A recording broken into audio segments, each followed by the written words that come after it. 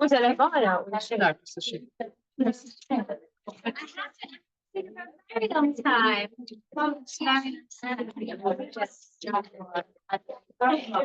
Are you going to be? No, I'm going to look forward to that. No, I'm not saying I'm just. No, No, so take out the charger. Is that enough? Which way are we going to? How do you get a hold of it? Somebody else.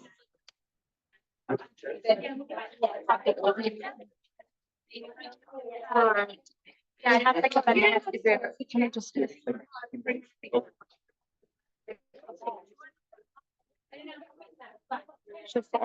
I'm just going to sit it here. I'm not sitting here. If it falls, will you just?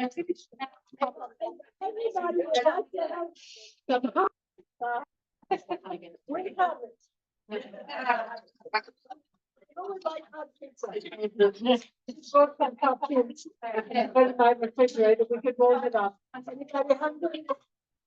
Okay. Well, welcome to all of you. And I'm very happy to see how you've come. We don't have many visitors nowadays. It's kind of sad. I used to go to the Yatashim 2 or 3 times a week. Now nobody goes to Yatashim, but then these people come to me. But I have had a problem with the Robin's group. I don't remember last week we had a Christian group in South Africa. And on Shabbos we had Hadassah from leadership. And then we had people from Morocco. So you the first. Yeah. If anybody doesn't hear me or doesn't see, come closer over here, okay? And if you want another chair, I don't know. Should we bring up more chairs? How many more chairs do we need? You can use the big ones, they're all for just how many more? One more? Frozen. If we could have some more chairs. One more, there's one more, there's one more. Okay. Anybody here have family who are in the Holocaust? And maybe you came over on the Guinea Bank. Tell me who was it? My great-grandmother. Your great-grandmother. And where was she born? How old was she when she was put on a stake? 13. 13? She was a pretty sick girl. And what kind of family did she go to? Can you hear her? Or do you know the story? She said her grandmother was 13 when her mother put her on the train alone. No, with her sister. How old was her sister? 50. And when they got there, who picked them up? Their father had managed to get out before. Oh, wow, what lucky. Yeah. Okay. Anybody else have a story? Anybody have family who did not come on the kinder transport? My grandfather was lucky and left before he got fired because he was Jewish in Germany, and his mother said, "Get out now. It's only going to get worse." And he got out. Smart people. Where? Berlin. Yeah. Okay. Anybody else? Yes. My great grandmother came to England and married my great grandfather. Where did she come from? Somewhere in Poland. Her whole family. Her family, but she's the only one. She get off the side. Yeah. There's someone at the door. No, they went to Bambi. My glasses only in that bench with the white thread, with the white. Yes. And my grandmother's family lived in Germany, and my grandmother's uncle kept saying leave Germany. And took me to Africa. So that some of her siblings were just, I think there's like quite a few. No, the only ones, the one that's alive is in South Africa. Oh, where did she live? Because I was just in South Africa, but I had some girls this afternoon from South Africa, and I showed them a big album, and they recognized people there with this. So as I was asked to come to speak for you and show up. while ago. So all these people seem to have gotten out before the war. Very lovely. Yes, My grandfather was like survived Auschwitz from Hungary. yeah, so he came in middle of 44, Yeah, it was from his father. and, what did they do in Auschwitz to survive? Um, he's, he was very close with the thousand local rebel. His father had a sabosa. They were on death march with the survived. Oh, wow. The death march. Okay.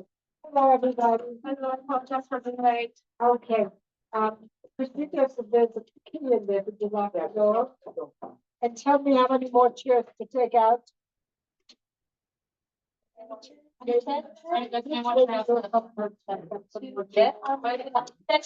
There's two here. Yeah, let's go. So we need some on the side. Yes, one's not that side. Yeah.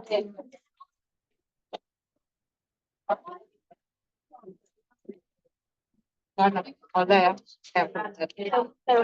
It's a chair.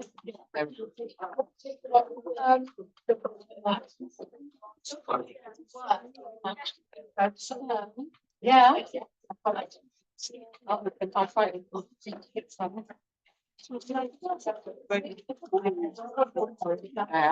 yeah. No. Maybe if I am, No, we can't see. yeah, I made it bigger. Yeah, no, can't see the test. Are you trying to hold it down? Do you have a turkey? No. Yeah. I think I'll just say- No. Okay, so we can ask questions, right? Yeah, Said, having some, yes, watch out. my other great grandmother, skip.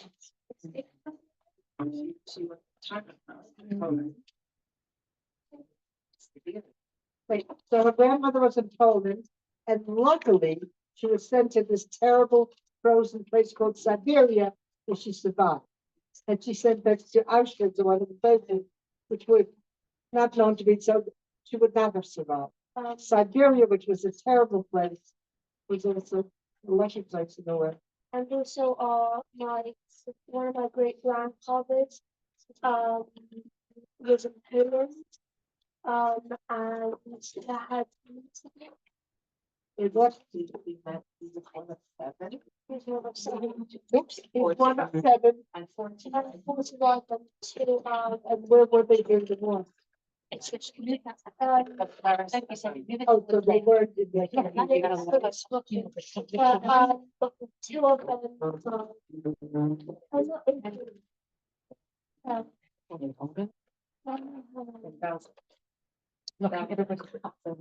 Goes about the camps down. Well, 50.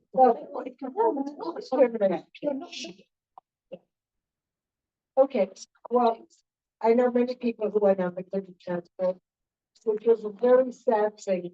You've got 12-year-old girls here. Can you imagine if you're a 2-year-old or a 3-year-old or 5, or even a 13 or a 12-year-old, you put on their trains, with a little suitcase, and say, listen, you're gonna go, somebody will meet you there, and they will be with your mother and father, but we're gonna come and get them. And some of them did, and most of them did not. And many of the people, there weren't enough Jewish families, so you know where they were sent? Quaker homes. And some of them, whom I have met, remained Quakers. But most of them went to Jewish homes, and they became good British citizens. And so you're the product of them. So if they hadn't escaped, you would be. So I'm very happy to have you. I feel very honored and privileged to be speaking to you. And I will tell you my own personal story. If you have any questions, anything that I don't make myself clear, or if you want to know, don't hesitate, stop me. I don't have a prepared text. I don't have notes. And I never know exactly what's going to come out, because it comes out if you ask me or if I'm just telling you. And I also have these pictures which help me tell my story. When I speak to a large crowd, like in Yad Vashem or place, I have a PowerPoint, so it's easier to see with a movie. but this will be okay. September 1st, 1939. Anybody know what happened? World War II started. Germany invaded Poland. Germany invaded Poland. Good for you. And as soon as they did, the first place they came into was Pietrzyko, which is my hometown. And as soon as they came in, there were dead bodies on the floor. There were planes coming in and tanks coming in. The German already had beautiful boots and uniforms. The Polish army was not ready. And the Jewish people didn't do it. People started running, and some escaped to Siberia. Some thought if they go to Holland or Belgium, it would be better. It wasn't, because the Nazis, the Germans, soon followed in those places. But Russia was cold and starving and sickness, but most of them survived. But as soon as they came in, they put a barbed wire fence around the Jewish section, and that was known as the ghetto. All the Jews who lived in that area were stuck in the ghetto. They had to wear yellow stars. There wasn't enough food and people were dying of starvation. There wasn't enough heat. And Poland is very cold. England might be cold, but Poland is very cold. There wasn't enough medicine and people were dying, but they weren't dying fast enough. Early on, they took my father and my uncle to a slave labor factory. This was a glass factory for men. And he was sort of lucky to be taken to work, because if you were taken to work and if they would need you, maybe they wouldn't kill you. So you sort of felt, and some people said that they were craftsmen, they were tailors, or they may be mechanics or things like that, to be able to be taken to work. My father and my uncle were taken away. I remained in the house with my mother, my two brothers, David and Yossi. David and Yossi. This was 1939 when the war started. 1942, we were stuck in the ghetto. And I don't think I was starving, because my mother came from a wealthy home. Now, if I was 3.5 years old, how would I know that my mother had anything? Everything that I'm telling you now I can prove. For a long time, I didn't know very much about myself. But now I can prove it, and I will show you how I know what my mother had. In 1942, we all lived in the ghetto, and the Germans came in, and they started taking out people. And the first group were 2,000 people. My mother, my brothers, and I, and Rabbi Lau, who was the chief rabbi at the time. He did not survive. He was killed the same time with my mother, but his two sons did. And one of them became the chief rabbi of Israel, and then his grandson. And I have pictures of them there. Actually, I have a picture back here with my granddaughter, also Rabbi Lau. And his grandson of the rabbi who was in our hometown, I don't remember him, gave smicha to my grandson. He gave an ordination, which is really amazing when you think about two grandchildren. In 1989, we came to live in Israel, and I started volunteering in Yad Vashem. Became a guide there. Yad Vashem had a trip to Poland. I didn't want to go. I was afraid to go, but my husband, who encouraged me in every way, said, Rina, we have to go. We have to find out some facts, and we have to put a closure to what's happened. I will hold your hand all the time, and we will be okay. We'll be together. We went. It turned out to be an amazing trip. I found my home. This is the house I lived in until 1942. I was born either 35 or 36, and I'll tell you why I don't know my birthday. I do know my birthday. I have two birthdays. And one of them I just celebrated, and one was December. So what? Thank you. And I still have balloons and things like that up. Anyway, on the door of the house, I found the house, the address, and on the door of the house, I'm here to the street. What? I'm next to the synagogue. 24, 5 blocks. Oh, wow. So who you go with? Next time you should.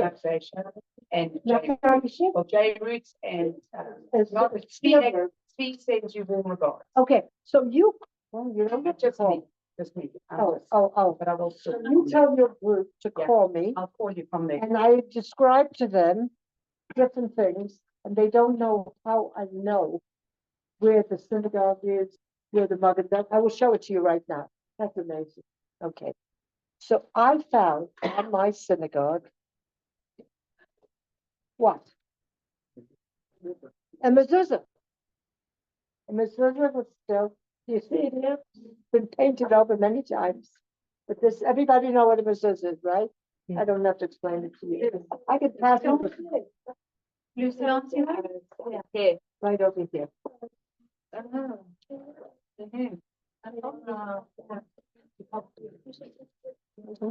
It's a very nice apartment. And when we were taken out, the Polish people moved in. So now Polish people are living there. And we wanted to go in to see it. We were told the Polish people wouldn't let us in because we came to try to get our property. I didn't want anything except maybe the mezuzah. But we were told if you bring chocolate bars and coffee and dollar bills, you can get in any place. So you could be very rich to bring chocolate bars, right? We came, and this woman, Christian woman, is living in the house, and she remembered my father. She worked with my father. And she made there's a cabinet there with Judaica. And if you look at my cabinet, my china closet, very similar. And it also had Judaica there. You see it there? Very similar to that. It's a beautiful parquet floor, stove, and terrible stairs. Now, why am I showing you this beautiful apartment? Because my mother, for the mothers here, my mother in 1930, when they were married, had a prenuptial agreement. You know what that is? Where the Allah writes what she brings into the marriage, and the Khatan writes what he brings in. And if God forbid there's a divorce, she keeps hers and he keeps his. So this isn't written in Polish. This is not a ketubah. It's not a Jewish document. And in it, it says that she owned a house and she had dishes and she had silverware, she had jewelry, she had some money and everything that she owned. So because I know that she had this, we were able to eat together. Laura? night, Dalia? in the middle of the night, they were backing down and yelling, "Stop, no. You have 10 minutes to pack up whatever you need, 10 minutes, and get out of the house." What would you take if you're going to leave your house, never to come back? Look what happened to the people in Beirut and Prague. You're leaving, or maybe there's a tremendous flood or a fire. What would you take? Think very quickly and tell me. You got 10 minutes. Birth certificate. Is a birth certificate documents very important? Passport. Passports is part of her documents. Yes, yes. Pictures, photographs. Well, I did, and I think it's important. But where would you put them? Inside. Jewelry. Well, you know what? I think you want pictures of the baby, you want pictures of your little girls. Maybe you should take the baby. Or maybe you should take the old grandmother who can't walk by herself. Or maybe you should take food. You don't know where you're going to eat.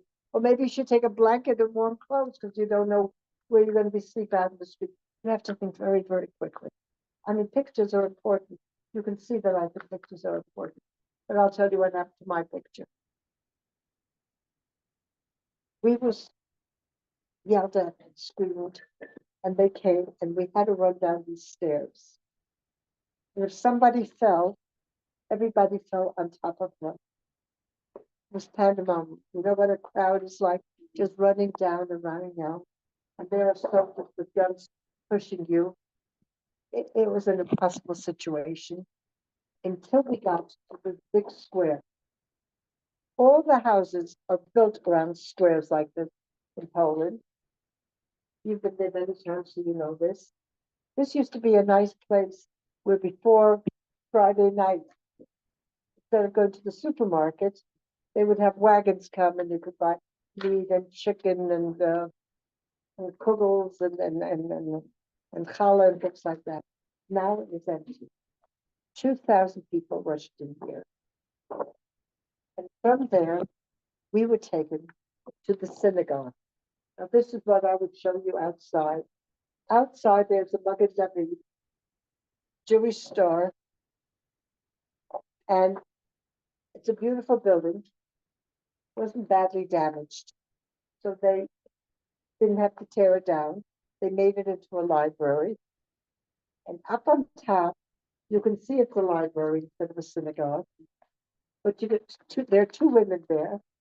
Those are two people I hired to be my guides because I don't speak Polish. And there was the important thing for me, a door. Does everybody see that door? I have no papers to prove, no documents how that happened. I'm 6 years old at this time. Do you remember what you did with your mother? All my bat mitzvah girls, when you were 6 years old and you were scared, very scared, terrified of something. What do you think you would do with your mother? You would hold on to her. Hold on to her tightly, right? What do you think your mother would be doing? Holding you. Hold you tightly, right? And maybe you would cry. And maybe mother would put you behind. And maybe she was trying to protect you. That's what I think happened. But that's not what happened. In back of that door, there was a man. My name was Fredja or Fredel. And he looked like that. And he said, "Run, run." I must have either been very stupid. I put it in. Oh, good, thank you. Very stupid or very naive. Or I must have been very brave. Or maybe my mother pushed me. Think of your mother's doing that. I don't know how it happened. I ran out. It was the last time I saw my mother and my two brothers. Inside the synagogue, you asked the librarian to open the curtain. You can see, that's me asking her to open the curtain. You can see Hebrew letters. What do you think that is? It's an arm. And if you look at it closely, what do you see? Yes, those are 10 commandments. Good for you. And there are holes in the 10 commandments. What are the holes? Those are bullets. It's there now, so. I'm sorry? Is it still there today? Yes, Yeah. yes. And she's going to see it in 2 weeks. And if you want to call me, I can talk to them and explain this. It's very unfortunate. I know. Did you get his message? Because he called you just after you said he said he didn't know if you got his last message. And then what's the name of falafel? The one where he's ate the falafel for content. That's when I get it. Yeah. Oh, Jose. Yes, I did know about that, yeah. He was a little man. Yeah. Oh, yeah, I did. He was a very great man, but the Holocaust survivor. I did know that.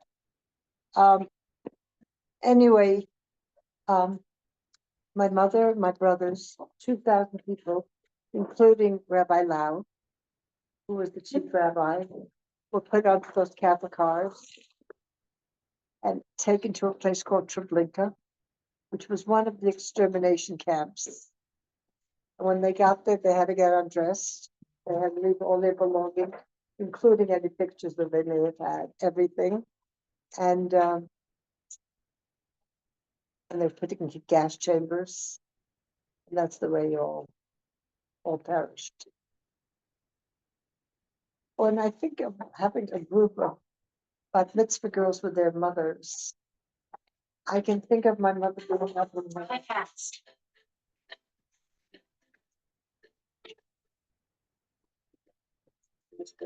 reminding message.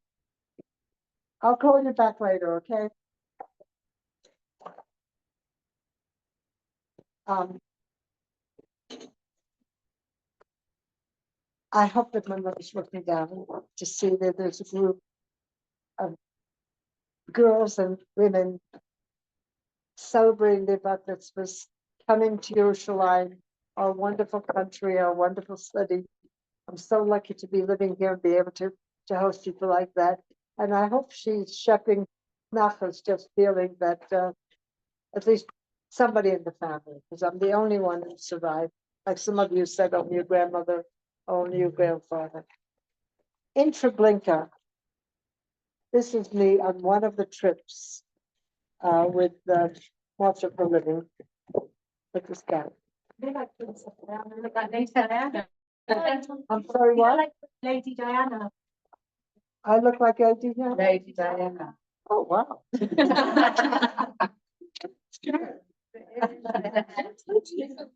Oh, well. Wow.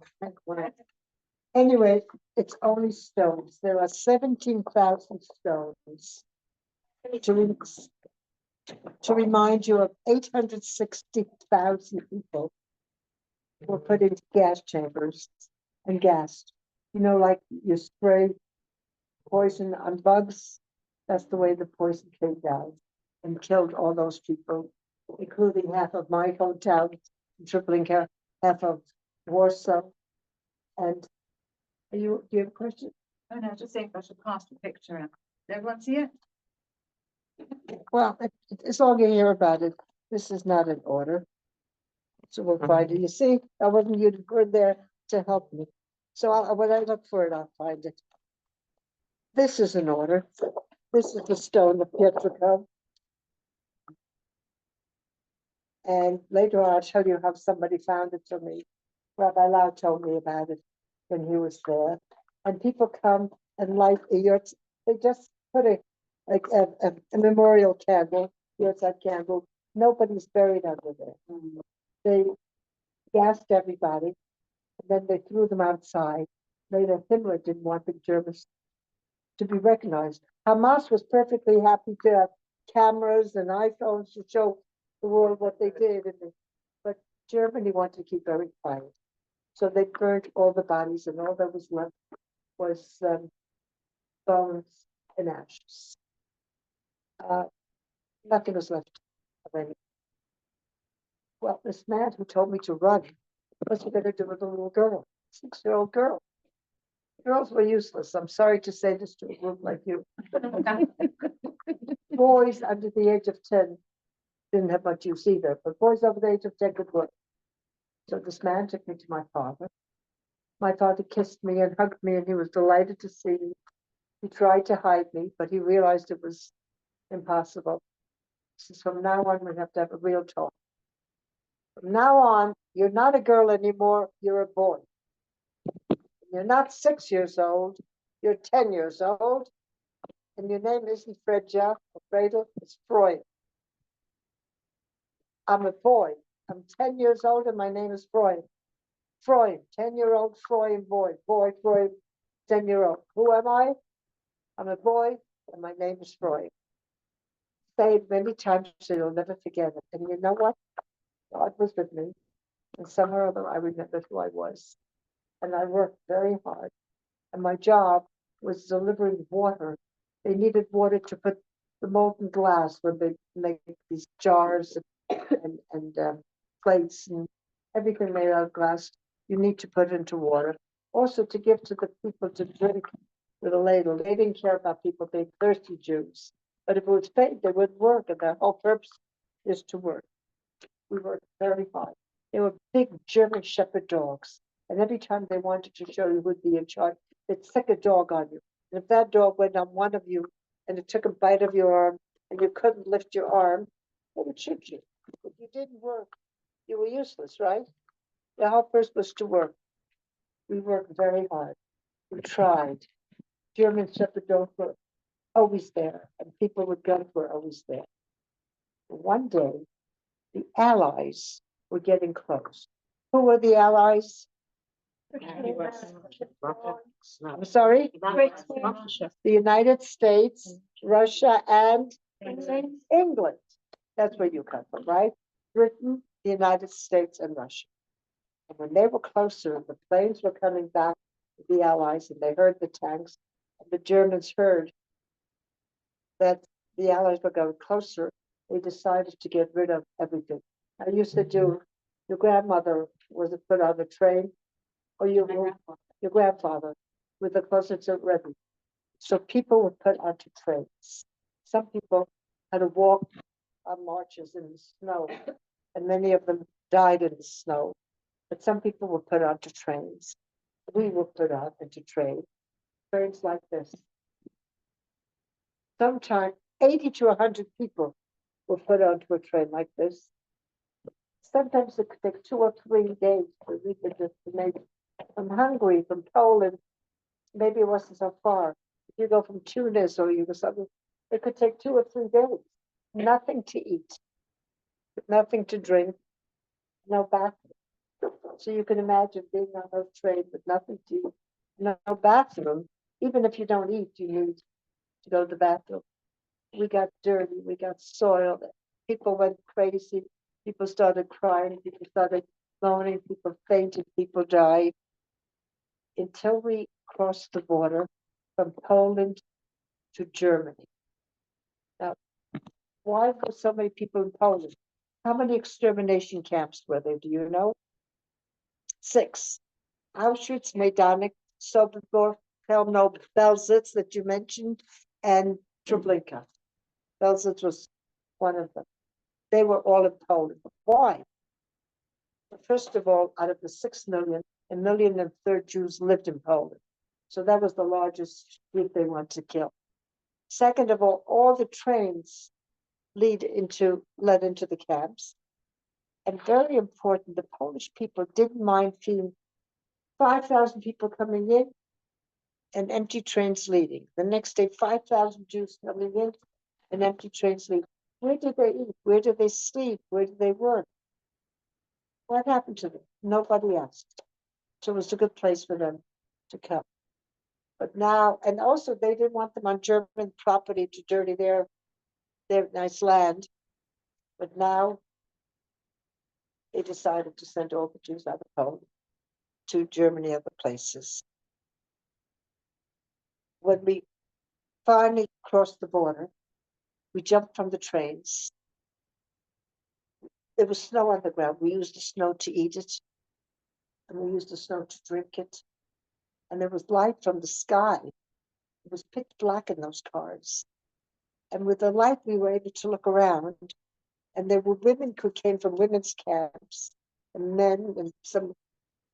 And while we were getting used to this new situation, Germans dressed clean, shiny black boots. They came with loudspeakers, or the megaphones, and they made an announcement. You're being taken to camps. Men on one side, women on the other. Father had a problem. What was his problem? I'm a girl, and when you go into the camps, what do you the first thing you have to do? You strip. You have to get undressed. And if I would get undressed, what would happen? They would see I'm a girl. They would kill my father. They would kill me and anybody who tried to help me. My father saw a school teacher. He gave me a picture, those pictures that you thought were important. He had a picture of my mother, father, brothers, and me. He says, look, this is a family picture. We're one happy family. The Allies are coming. The war is going to be over. I promise to meet you in our hometown in Pietrzyk. Promised. Father's supposed to keep their promises. My father didn't keep his promise. I never saw him again. I did find a schedule, found a lot of things with his name, his brother's name, the 2 Lau brothers. This is just L. So that's the one I took out. But there's a whole train schedule. And then I found a card when he entered Buchenwald. The men went to Buchenwald, the women went to Bergen-Belsen. I found out his name. I found out his birthday. I found out that he was Jewish and Polish and that he had a family. I found all these different things out by finding this card. But I never saw my father again. But this woman and I and other women were taken to Bergen-Belsen. We were walking on the snow, and if somebody sat down for a minute and we had no shoes, they were shot. If somebody fell, they were shot. There was blood and bodies as we went along until we got to Bergen-Belsen. And then just the way my father played, we had to get undressed and leave everything on piles. I was holding on to my picture. My father said it was important. One of the men took it, one of the soldiers, just tore it up and threw it away. It would have meant, do I look like my mother? Do I look like my father? Do I look like my brothers? What color hair did they have? What color eyes? Were they tall? Were they short? I know nothing about them that way. Finally, we were taken into the shower. We had to get up just, we were taken into showers. When we came out, every 5 women, like this row and this row, and you would get a blanket to cover themselves. When we came in, all the barracks, 3 full like that, one not jumping, they were all broken down. Majdanek and Auschwitz were liberated in January. Bergen-Belsen was liberated till April. So during those 4 months, you know how many people died? It was just terrible. It was very, very cold. Every day, hundreds of people died. The woman would take their blanket, put her body into a blanket, and throw the body someplace outside. The next picture I'm showing you is very difficult. If you find it hard to see difficult pictures, just don't look. Okay? Every place you went, you will find bodies. And the smell of the bodies, you never get that smell of death. Every place you went, there were bodies lying around. 15,000 bodies were just lying around. Nobody was burying them. Every day they would put out more. I was very sick with typhus and diphtheria. I don't know how to read. I don't know anything about. How would I know that I have typhus and diphtheria? When you were a little girl, would you know what sicknesses you had like that? I told you I'll prove everything to you. Somehow or other, somebody threw me out from the barracks, which were filthy, smelly, and they had lice and fleas and rats, and threw me on a pile here. There were dead bodies and living people, but she died a half hour ago, and she'll be dead another 20 minutes, and she'll be died by the end of the day. Everybody's gonna die. There was just no way. I'm ready to die. Something happens. Soldiers come in and they speak a language that I don't understand. And they say, "We are the British Army. Aren't you proud? We are the British Army and we have come to free you. You're free. You're free. You can go home. Go home. Go home." I don't understand this language they're speaking. I don't know what home is. I can't move. When you have typhus and diphtheria, everything is spinning. I didn't know what to do. The British had a very hard time. They picked me up and put me on a stretcher, and they fed people. 14,000 people died because they ate the wrong food. You can't give somebody a chocolate bar or cookies like I'm giving you here, or pizza. You can't do that. You have to be very careful. When the hostages came back, the first hostages, now they said that they should have tea, 2 biscuits, and 1 sugar. Nobody told the British what to eat and not, although they were being good. 14,000 people died. according to the British, 2,000 died because they ate the wrong food. Then they made huge pits and they buried 15,000 bodies that were lying around them. Now when you go there, you see like mounds. And then they put up big signs saying typhus. And because it's very contagious. And they burned all the barracks. It was so filthy, filled with lice, with fleas, with rats, with feces, with every kind of dirt you can imagine. There was nothing to save. So they burnt everything down. So there was nobody even knew who came in and went out. I found my father's thing when he came to Buchenwald, so I know I must have come to Bergenville. Then I found it, but otherwise, I didn't know anything. My luck is being changed. I'm very sick. But the Red Cross, where is the cross? Where was the Red Cross now with Hamas? But at that time, the Red Cross came into Bergen-Belsen. And Sweden, which is very anti-Semitic now, but at that time they were very good. And they invited 6,000 sick women and children to come to Sweden. I was lucky enough to be one of them. And they took me on a stretcher to a place called Yard. And it says here, this is served by the Federal Liechtenstein. You want to read it? No, Would you rather I do it? Where should I start? Yeah. To who it may concern, this is to certify that Federal Liechtenstein, that's my name. I'm the Uh, girl again. for 1936 in Pietrka, Poland. entered Sweden 1945, the 7th July 26th, in a transfer sponsored by the Swedish Red Cross from German concentration camps. Okay, so now I have proof that I left Bergen-Belsen to go to Sweden. I was very sick, and I got a new mother, but she disappeared. All my mothers were always disappearing.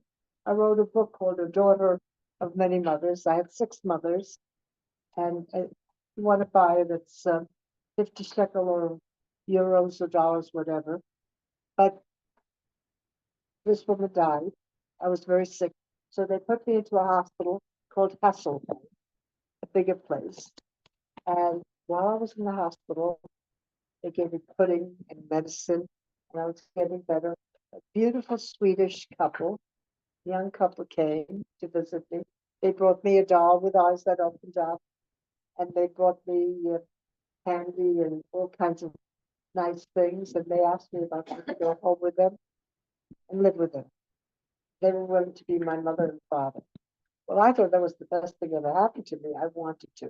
But the people around me said something I didn't understand. They said that I was Jewish. Didn't know what it meant to be Jewish. Nobody ever told me I was Jewish. I never heard of anybody having a bat mitzvah or a bar mitzvah or what was Passover. I didn't know anything about that. They said that I was Jewish, and all the Jewish children belonged to a place called Palestine. Where is Palestine? Israel. I'm sorry? Israel. In Israel. When did it become Israel? 1948, but this is 1945 and 1946. 1946, I came to Sweden, and they said I belonged in Palestine. Thank God we have an Israel. Thank God we have a country. Thank God we have an army. We didn't have any of them. No country wanted us. Britain took in 10,000 children in the kindergarten. They were the only ones I could. This is my temperature chart from the hospital. I have proof. It says that this is my temperature. I have typhus and diphtheria. That's how I know. I wouldn't have remembered it, and I wouldn't even know what it is. You see it? Okay. They told me not to go with the Swedish couple, but to go to Palestine. So I listened and I was taken to a children's home. Who was That's they? me. What? Who was they? Who told you not to go? People in the hospital. Maybe the Jewish people taking care of the Jewish children or the older Jewish children or other people in the hospital who were Jewish. And they didn't know much about me, but they knew if I came from Bergen-Belsen, I had to be Jewish. And that's who they brought, Jewish children. Roughly how old were you at the hospital, roughly? No, I was younger than you were. And this is me, I'm here. And I'm just bending down, otherwise I'm as tall as the other kids. And we got clothes. I even got shoes from a place called The Joint. I don't know if you ever heard of The Joint, but they're still working there. And I got heavy down clothes Where is that? in a place called Tinsquid. How do I know? Oh, which Because country? it says so over here. In Which Sweden. Oh, In where is it? Sweden. Sweden, Tinsquid. Oh, Tingsryd. Tinsquid. Sorry. I didn't say Tinsquid. Tingsryd. Tinsquid. Are you Swedish? Yeah. Oh. So do you know this place? Yeah. Tell me about it. Tell them about it. Well, Big hospital. no, I know, my, You know Hasselholm? I know Hasselholm. It's in the south. Yeah. I just know it had a big hospital. Is that where you were working? No, I recently, my Just speak grandmother, loud enough to turn around. my grandmother, my grandparents were in Sweden. They were lucky to be in Sweden at the time of the war. But my grandmother brought over children from Vienna. They were allowed to bring over a certain amount of children. So they fostered 4 children from Vienna. Oh, what, after the war? No, before During the war. Before the war. before the war broke out, they were allowed to bring out. Well, I went there after the war, 1946. I have all the papers to prove that. And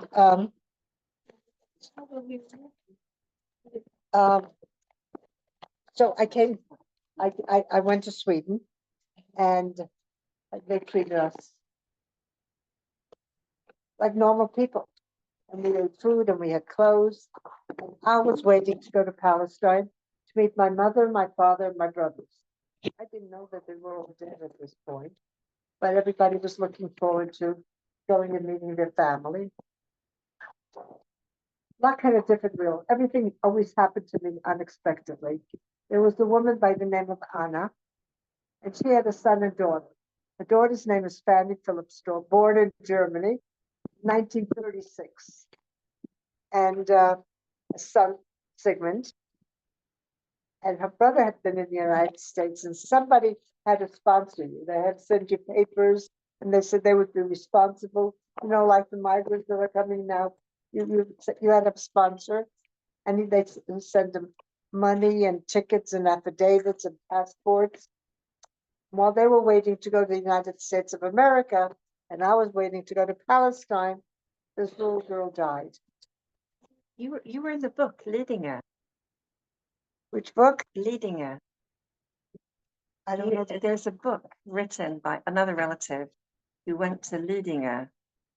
I remember this story. Oh, wow. I have to talk to you about it more. Yeah. Anyway, this woman lost her daughter and she had all the papers and I had the luck.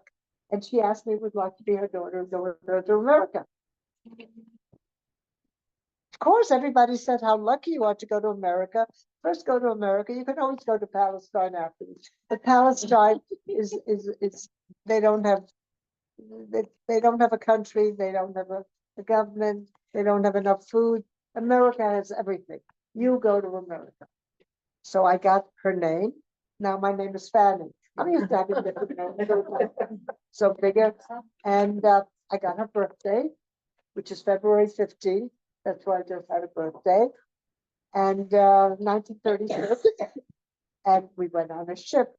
And nobody talked about the past. I got a new outfit to wear. I have a picture of that. My first outfit that I ever remember.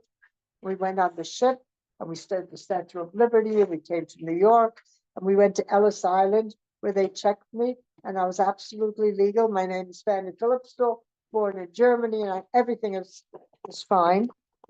And the children started teaching me, say man, say woman, say light, say floor, say paper, say pick. Every day I was learning new words, and they thought it was fun, and I thought it was fun, and I had all the food I wanted and all the drinks. But one day, Anna disappeared, and it was summertime, and I was sent to a day camp. I went to swimming, and I learned to pick blueberries, and I learned to ride a bicycle. I was becoming very much of an American kid, and Anna wasn't there. And then her family came, and they said, Fanny, that's my name, pack up your things, we have to go. I didn't know what was happening, but I did as I was told. They took me to a cemetery where there were a lot of stones and there was grass, and there was a big hole. And next to it was a casket, a box. Anna had died. She had been bitten by a rat, and the poison had gotten into her. And everybody was crying, except me. I wasn't crying. Maybe I didn't know how to cry. In Bergen-Belsen, you didn't cry. What would you cry? That you're tired, everybody's tired. That you're sick, everybody's sick. That you're cold, everybody is cold. That you're hungry, everybody's hungry. So you just don't cry. Maybe I didn't know how to cry. Maybe they thought that I didn't love Anna. I did love Anna. I just didn't know you're supposed to cry. When somebody died, you just threw them out. Nobody cried. How old were you? I was about 9.5. I mean, this all happened pretty soon. I came, She did with Anna. how long did I? How many years did it take? Maybe 4 months, 5 months, very short time. I was 9.5. I was using her birthday now, and nobody talked about it. That wasn't important. I had a mother, and then she died. We went home to sit Shiva, and now they had a problem. The woman who brought me over, she was going to be my mother, she wasn't there, and they really didn't want me. What do you do with it? So somebody in that family knew that a man and a woman in Brooklyn, New York. This is their picture. This was at her 100th birthday. And they invited me to come to Shabbat. And I came there, and there was chicken soup that you could smell, and noodles, and a meringue pie. The only thing I didn't like is they had an old dog. You know how I feel about dogs. But they promised me that he would be okay, and they would hold him, and he became my best friend, and I have his picture on my door also. I can prove everything now. I need to prove these things. Anyway, I stayed with them for Friday night, and Shabbat afternoon we were playing a game. And they said, how would you like to stay here and be our daughter? Well, by now I'm used to having different mothers all the time. And so I said, yes, I would want to stay with them. If they didn't want me, what would happen? Would they send me back there? Would they send me to an orphanage? Would they send me in the street? Can you imagine having such terrible thoughts, wondering? But they wanted me. And I was very, very happy about it. And the dog followed me, and he liked me, and he started licking. Everything was fine. And I started off being very bad in school because I didn't speak the language. I didn't know ABC, I didn't know how to write, I didn't know how to count, but they got me private tutors, and slowly I learned English, and I advanced, and I was okay. And then I married this wonderful man who had been 66 years had he lived. And he wrote me notes. All the mothers can come over, write the notes. Every day he wrote me a beautiful love note, and thanking God for saving me and thanking me for marrying him. And in 1981, we were coming to Israel, and there was a gathering of Holocaust survivors. And by that time, I had 4 grown children and my husband. They said, why don't we go to Israel? Maybe somebody survived. Maybe cousins, maybe your brothers. The parents would have been old, but maybe the younger people. We came here, we went to a place called Binyanu Nehalma, we put up signs looking for all my names, everything I remembered. Nobody ever heard of me. Nobody's met me, and I didn't know anybody else. So we wrote to a place called Arlson, which is an international tracing bureau. If anybody wants to find more information about their family, and they wrote to me, Rep. Frederick Lichtenstein Board in Pietrogov, and was in my father's name was Isaac, my mother's name was Sarah. I was in different camps. I can straighten them out. And everything that I told you now, I have absolute proof that they confirmed it. And then we made Aliyah. Came here, and I started working in Yad Vashem. And now I get to meet a lot of interesting people besides bat mitzvah groups like yours and bar mitzvah group. I get to meet a lot of very, very famous people. Maybe you know who this person is. Anybody know who that person is? Biden. Biden. I know you're not Americans, but that was the president of the United States. You don't know that? Okay, if you don't know it then, wait a second. Wait a second. It's Joe He was the president of the United States. Here he is. Now look.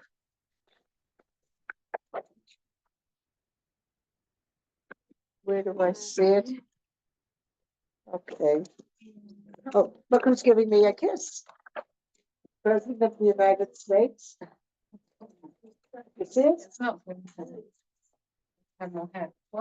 And this is Nancy Pelosi, who was the Speaker of the House, in the Congress.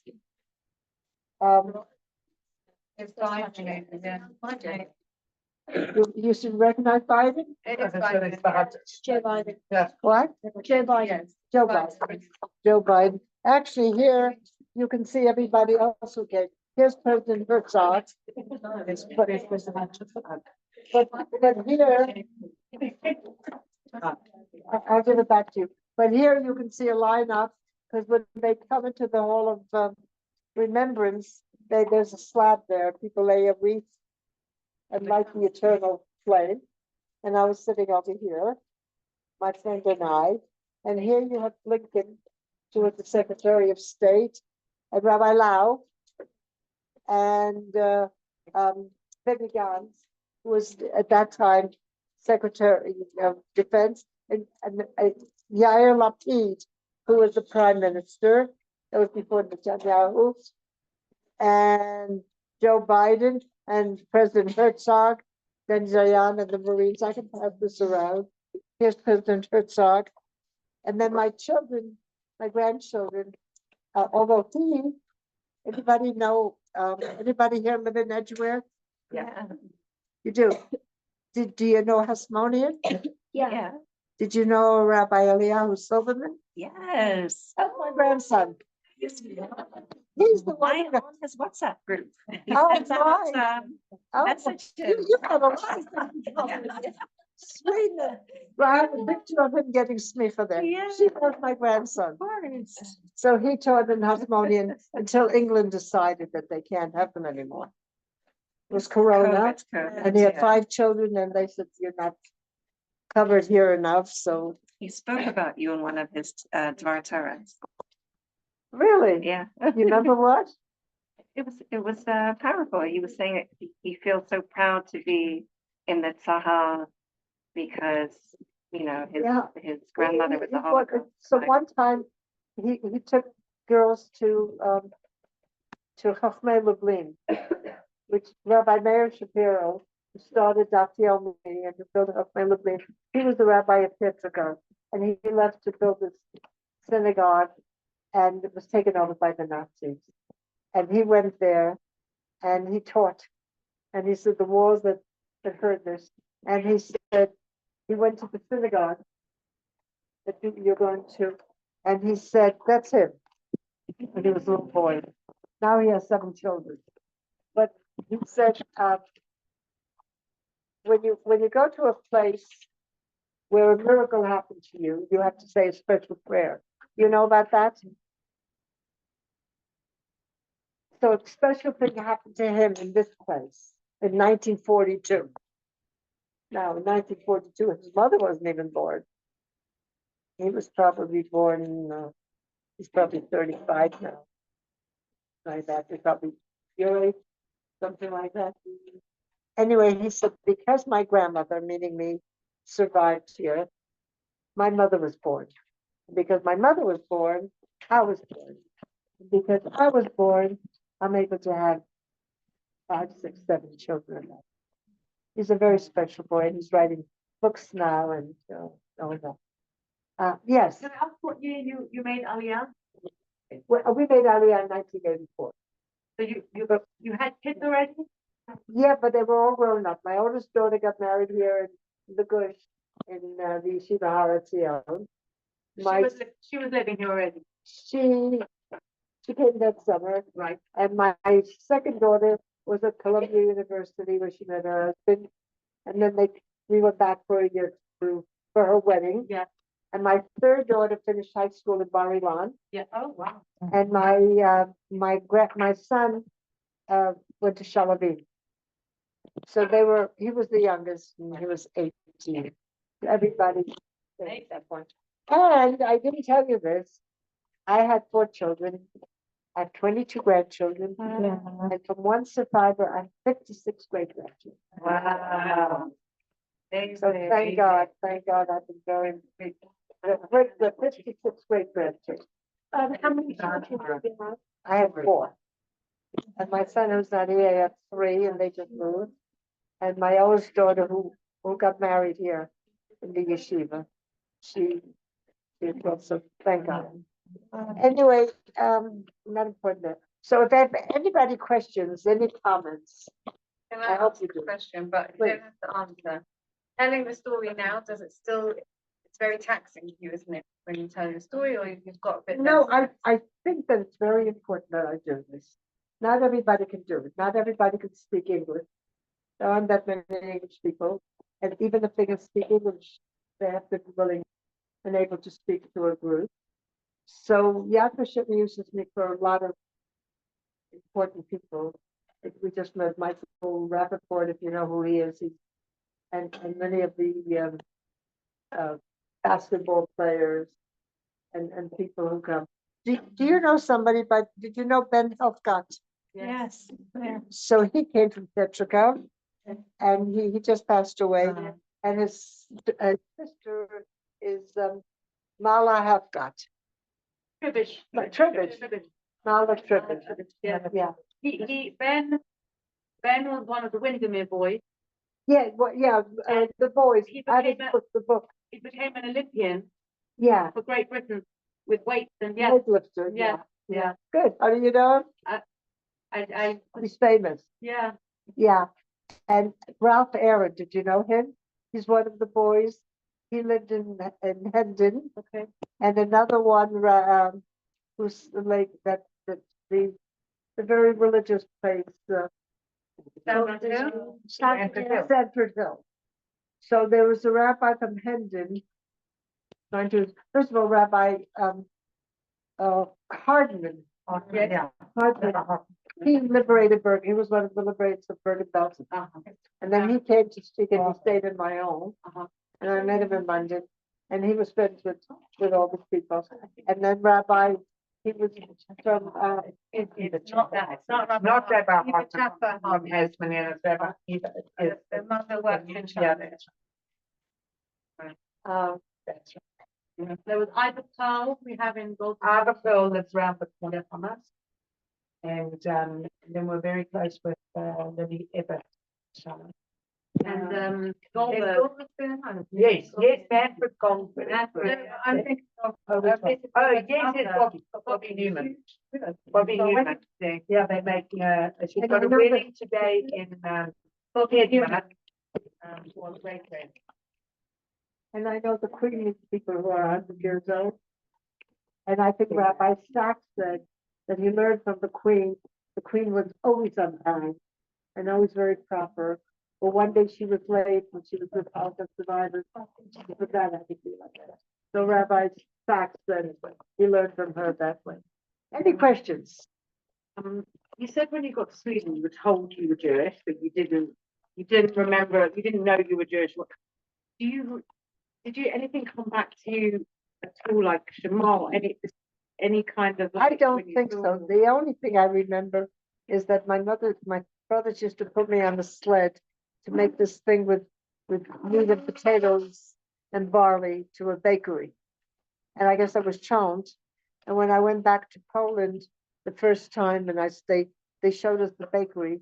And the bakery, for some reason, nobody understands why, in the whole town, bakes white braided bread on Friday. And they don't understand why. And of course, there was the challah that the Jews bake. Yes. I've got two questions. Two questions, but you have to say them loudly.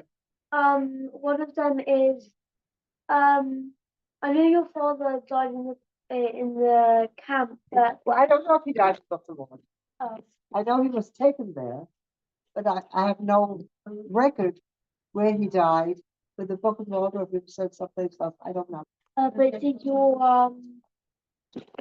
mother and two brothers, did they go to Yeah, they went to a place called Treblinka, which is a death camp, a extermination.